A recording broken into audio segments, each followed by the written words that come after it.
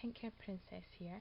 Today I'm going to be running through this new product, a new Dual Epilator from Braun, and I'm just going to run through the basics of how it works and the items you get with it. It's Silk Epil 7 Dual Epilator, and this one is unique. I'll talk about it more later. It's unique because it features a Gillette Venus razor as well as an epilator. So this is the epilator itself.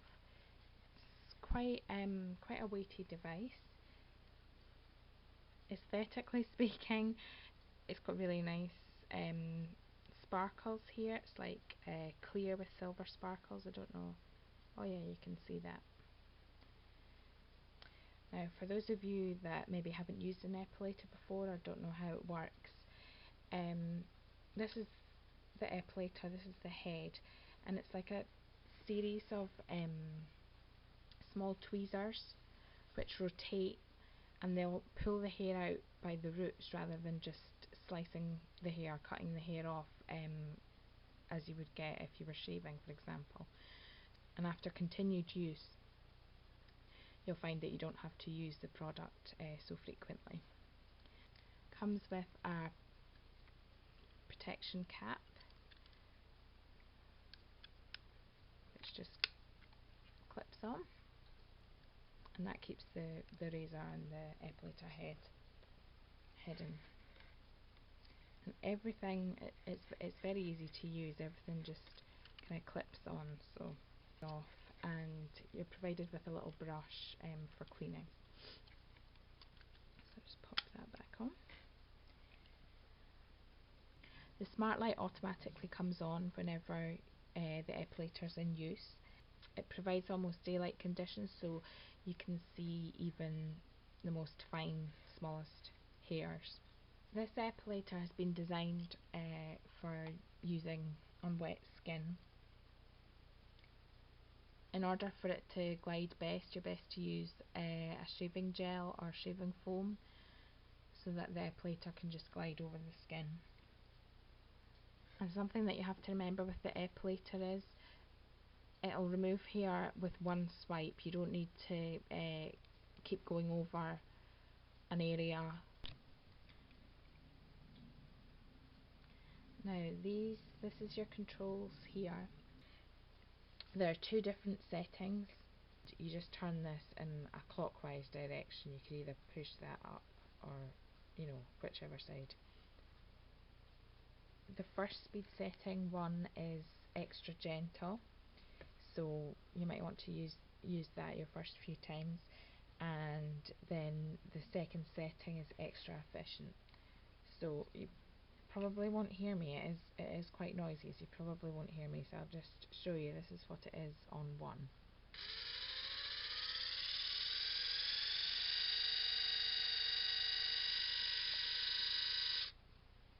Okay, and as you can see, the smart light that I was talking about, that automatically comes on whenever you turn the dial. And this is your rotating tweezers here. There's around 40 tweezers, like tiny ones. And as you can see, it kind of takes a wee second and then it really speeds up, and then it stays at that speed. And I'll just put it on 2 for you to see.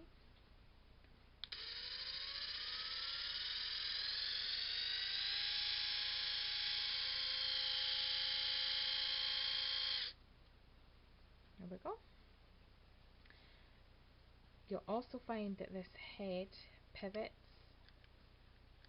and that just makes it a lot easier when you're going over your legs, that it smooths over the contours. You want to go in the opposite direction of hair growth, so you want to go against, so you would start at the bottom of your leg and work your way up, and you don't really need to apply any pressure. You just need to kind of lightly guide it over the skin, and as I said, this will tilt for where it needs to. This cap here is called the smoothing cap, and that's probably the best one to use on your legs because you have the blades to smooth the skin after the epilator has taken the hair out.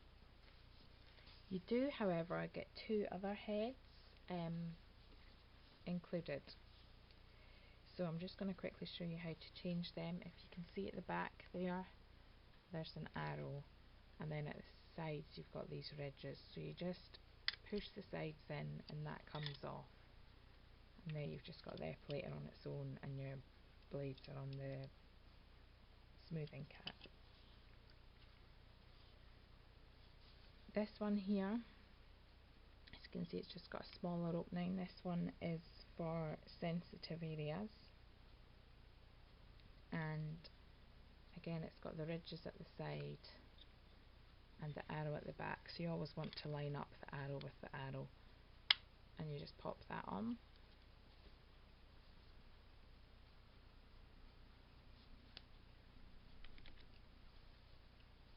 Then you can just have it as an epilator, and as you can see, this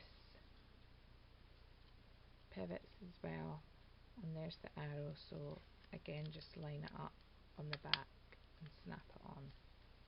You can use either of these caps, either wet or dry, but if you are using the smoothing cap, that's supposed to be used wet.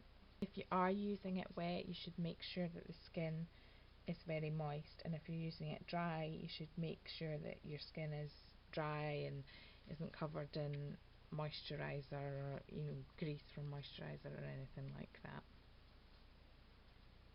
Because the epilator is designed for wet use, you're best to use this special non-grip cover, and as you can see, it just fits on over the back here, and then if you did ever want to take that off, you can just press that in and it just slides off,